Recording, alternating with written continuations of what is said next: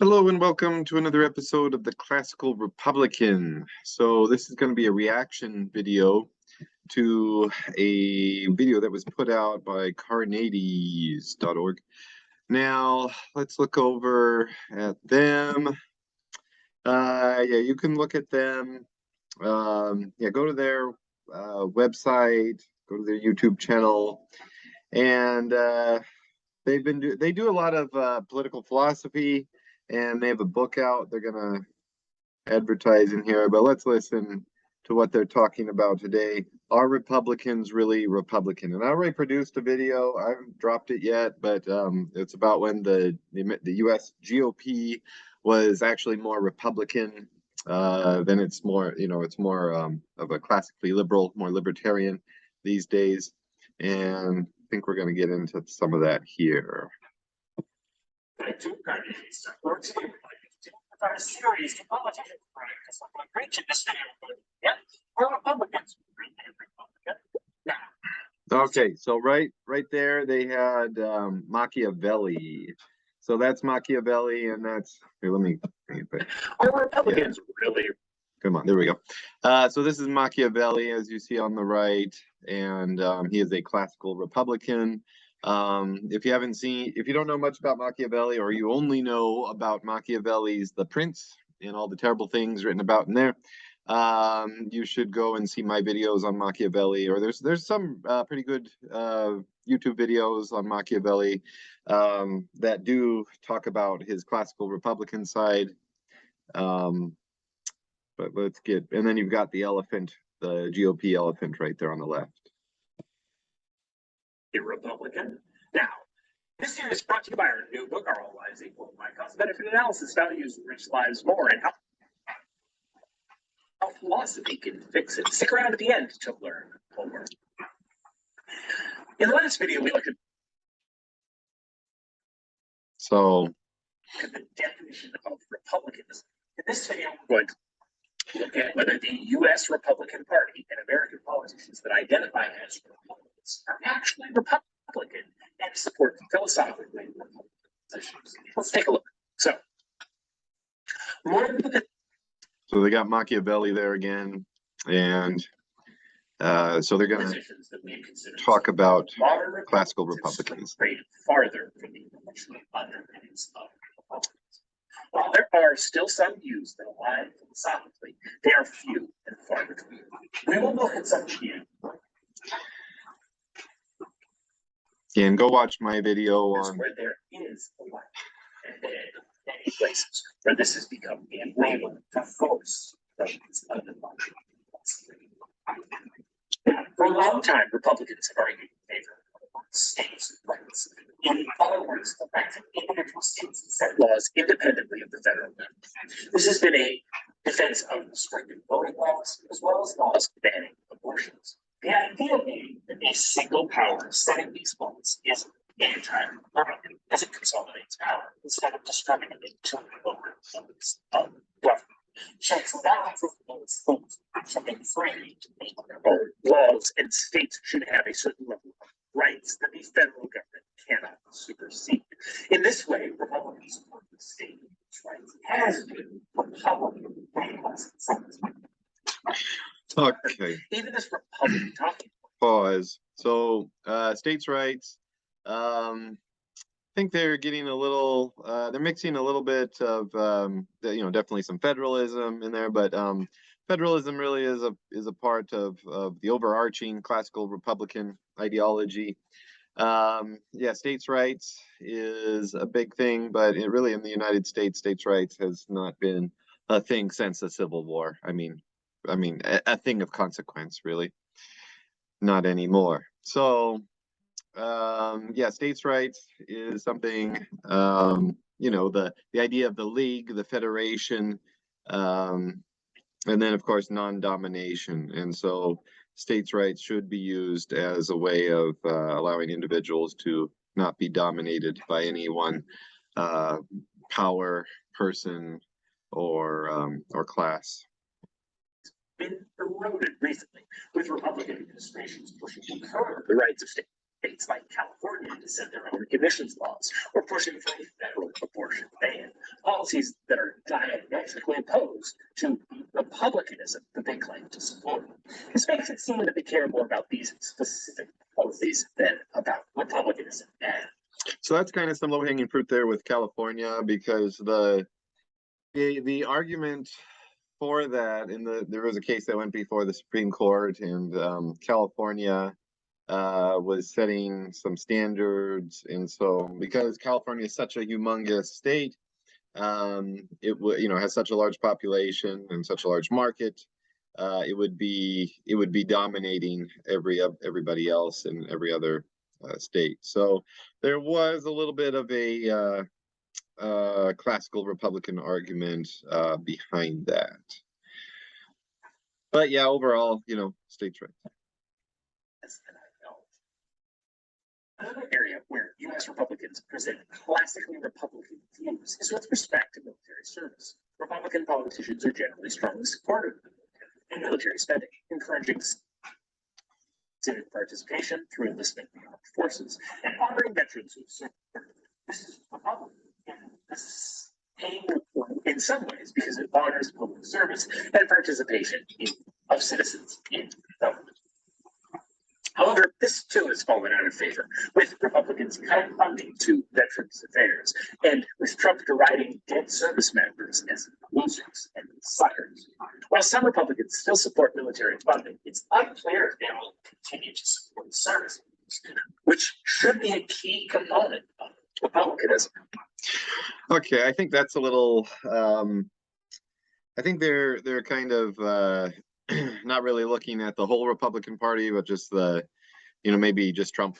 And yeah, he does have an inordinate amount of power over the party right now.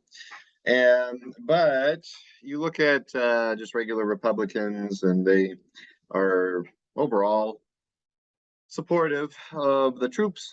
And so, but as far as classical Republicanism goes, it's more of the support for local militias and for what we would call today the National Guard. So classical Republicans are usually opposed to standing armies, but if you watch my review of the book, The Machiavellian Moment, you'll see that surprisingly, after Harrington, the Neo-Harringtonians in the I guess after the Glorious Revolution in the late 1600s, supported the standing army, and their argument was that a standing army is fine as long as the funding is controlled by Parliament, because the funding is ultimately the basis of control.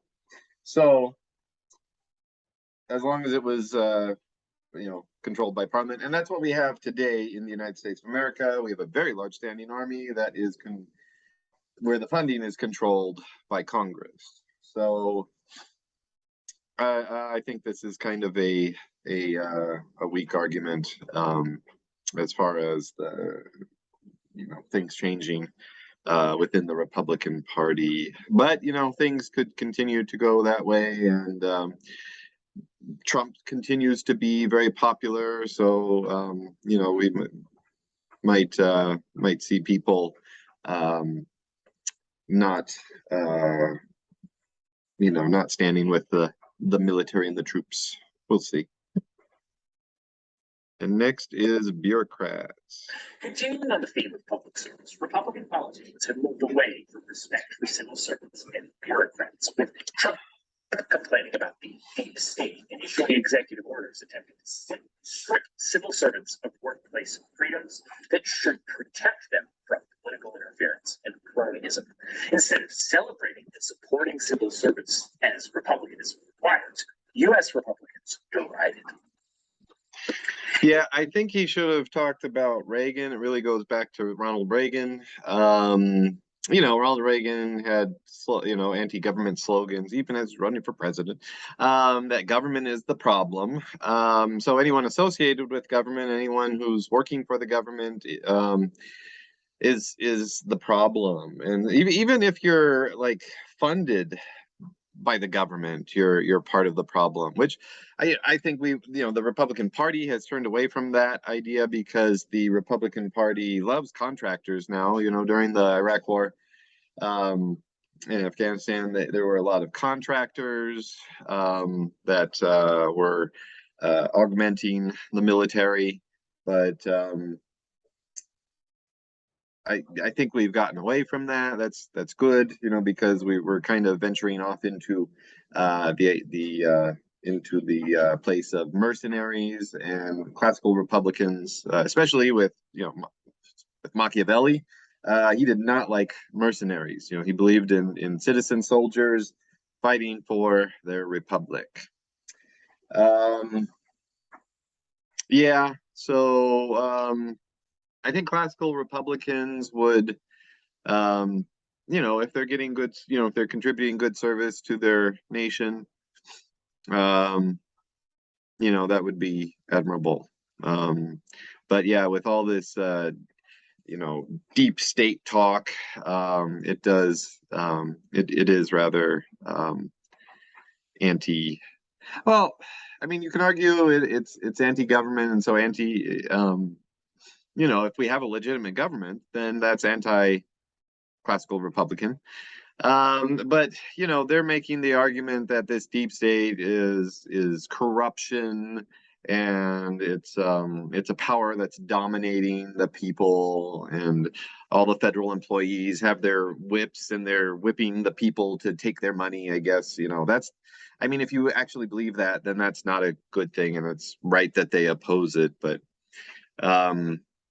But to say it's completely anti-classical Republican, there's a little bit there, but I think he should have gone back further, to like Reagan and stuff like that. So next, on to elections. Independent institutions are another key component of republicans that U.S. Republican politicians have attempted to gut. Election commissions and secretaries of state surrounding the 2020 election are the clearest examples of this. The entire point of getting states power is to prevent a federally elected official from pressuring them to falsify results, to find the votes, this time in Georgia, or to lead a populist mob to overrun another branch of government.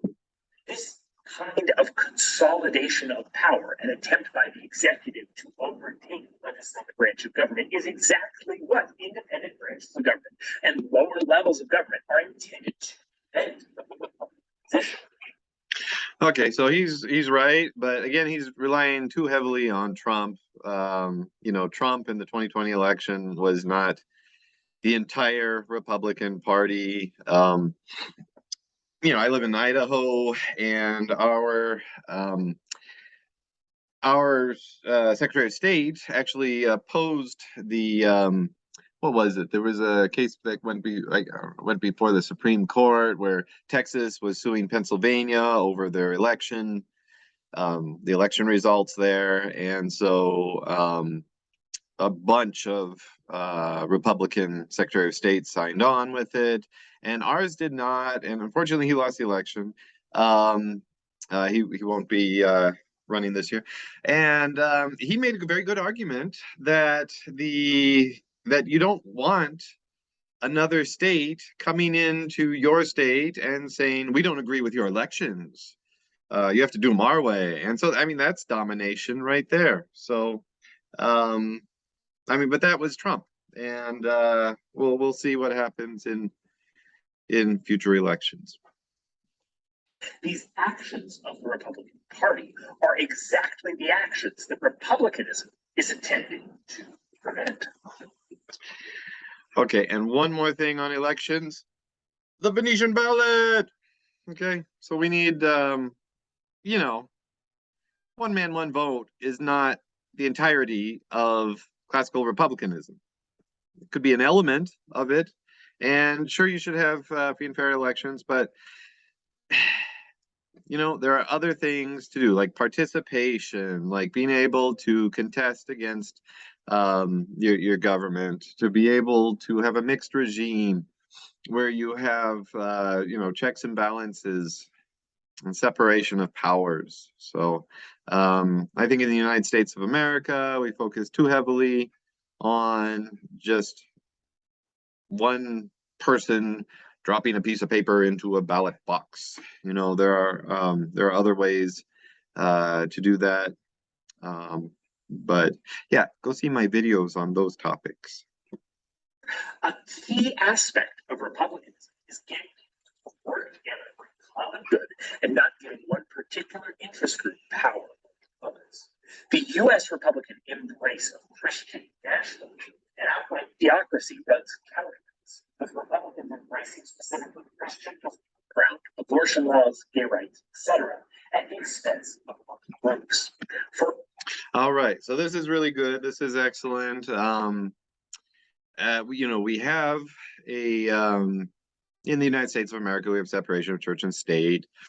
And in the Republican revolutions in the 19th century Europe, they called for separation of church and state also. But that's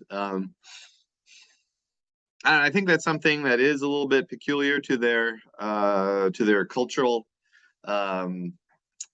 situation at the time, because Europe and then the US, learning the example of Europe is that if you have a state-run church or a church-run state, you can have wars that last a really, really long time and kill lots and lots of people.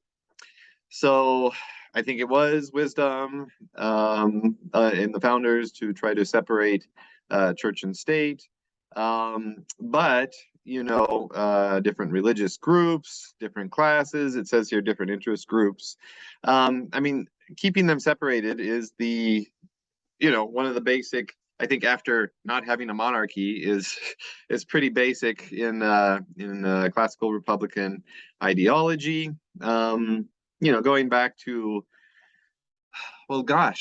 Aristotle, but definitely being picked up again by Machiavelli. You have the idea of the rich and the poor, and so they're going to have a small class in the rich and a large class in the poor, and they both need to be able to express themselves civically in an orderly manner and be able to check one another's action, so neither of them dominate. And the same goes for any other interest group. So again, this goes back to Ronald Reagan. I wish they're not like Ronald Reagan in this video is like the big elephant in the room. Elephant, funny. So Reagan was the one who brought the Christian coalition to the table, and I don't think we're seeing anything new these days with Republicans and people like Congresswoman Boebert, who's saying, "Oh, the church needs to tell the state how to do its job." I don't agree with that. I would I definitely strongly disagree with her comments. But do religious groups have a place in civil society? Yes, they do.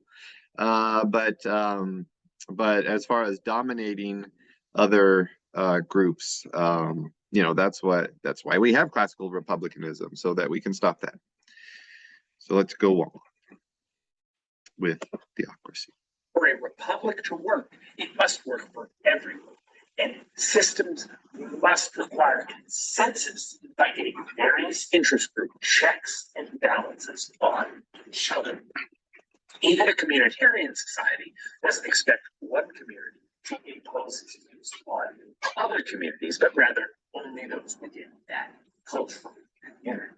This trend of national democracy has dangerous implications for anyone that is outside of that group, and certainly is a departure from republicanism as an ideology of supporting a common republic. It's a bit of a wow, this is I don't think no power. does not represent the views of all Republicans. There are still Republican politicians that respect institutions, that respect civil servants, and that advocate for the separations of powers. Unfortunately, power is independence. And the people that call themselves Republicans today, there are more resemblance of policies. In their policies, the original meaning of the word. So it says institutions there. That's a really that's very important to classical republicanism. I do think we have seen waning of the strength of institutions, and that's generally I would say yeah. There are Democrats and Republicans who want their man to be president or woman to be president. And they think that's, once you get the presidency, that you've got all the power and you can just do what you want with it. And that's not how our nation works. That's not how classical republicanism works. And so, yeah, I think we need some classical republicanism everywhere. At the local level, at the state level, at the national level. And sometimes people think, oh, if only we have the presidency, then we can do whatever we want and we are all powerful. So that's good. We need to promote institutions. There are many situations where the ideologies of politicians are divorced from their actions. One is with the politicians that claim that all lives are equal, that endorse economic freedoms, that explicitly say that some lives, they're worth actually maybe hundreds of times. So learn more about this, the consequences. You can basically check out our new book, Are All Lives Equal, out now on Amazon. If you want to learn about the book, check out our website. We have a couple of blogs. You can read the first chapter of the book if you're interested. Please do consider purchasing the book. It really helps out Chan. Now, so the answer to the question, are Republicans really Republican? Unlike the other questions where there's a little bit of yes, there's a little bit of no, is that they used to be, but aren't really anymore. Even across all of these different divisions, the ideals of classical. Yeah, I would argue that that's true for everybody in the United States of America. I mean, nobody's moving towards classical republicanism. If anything, people are moving towards more classical liberalism, with the rise of libertarians in the last almost a century now. You've got then the derivatives of classical liberalism with communism and maybe even fascism. So yeah, I think everybody could use some more classical republicanism. So yeah, subscribe to my channel and share it. Gosh darn it. This is all the more reason for you to research the actual positions of who you vote for, because there are some Republicans that do value institutions, that support civic participation in political action, that support checks and balances on government, that are true Republicans, small r Republicans. Just because someone calls themselves a Republican, though, it often means that they do not actually support the values of republicanism. Yeah, you've got, the Republican Party today is a coalition of just, general conservatives, libertarians, pretty much everybody on the right. And if you're in a one-party state like me, then it's everybody, pretty much everybody, except people who are willing to get disenfranchised during the primaries. So, yeah. What do you think? Are there other examples you can think of where so-called Republican politicians actually take positions that are opposed to fundamental tenets of republicanism? Leave your thoughts in the comments below. Subscribe, hit that notification bell if you like this video and you want to see more. Yeah, so that was good. I do think there are other examples of oops, let me cut this off here. And I'm back. Yeah, I think there are plenty of examples. I mean, really, Eisenhower was the last Republican president that we had. I should do a video on him. He was a truly Republican. Unless you're a John Birch Society, if you're a Bircher, then he was our first communist president. But I don't believe that. So yeah, I mean, he did a lot of things, and he deferred to Congress the way he should have on a number of issues. I mean, you might say, oh, he sent troops to the South. Well, I think we didn't finish Reconstruction, so give him some slack there. Um, but in international relations, he deferred to the Senate, and they just rolled over and said, "Oh no, you're supposed to be doing, just do what you see fit. You have your finger on the button for nuclear weapons, and that's it was the beginning of a new era, and people didn't really know or understand that human nature was still the same, and therefore political regimes were still the same despite nuclear weapons. So yeah, I thought that was a really good video. um, I've seen a lot of other videos that they put out, and it's a lot of good good philosophy, sometimes political philosophy, and they have a lot on logical fallacies. They're pretty good. And yeah, and so I want to mention that my the Republican Party was never 100% Republican, and going back all the way to the early Republic when we got a two-party system with the Federalists and the Republicans, who became the Democratic Republicans, and then the Democrats. Um, all those people were a mix of classically liberal and classically Republican. And having finished reading The Machiavellian Moment, it really emphasized that there was republicanism among the Federalists and the Democrats. So yeah, that was a good one. So like and subscribe and share, and do the same for Carneades. So until next time, long live the Republic.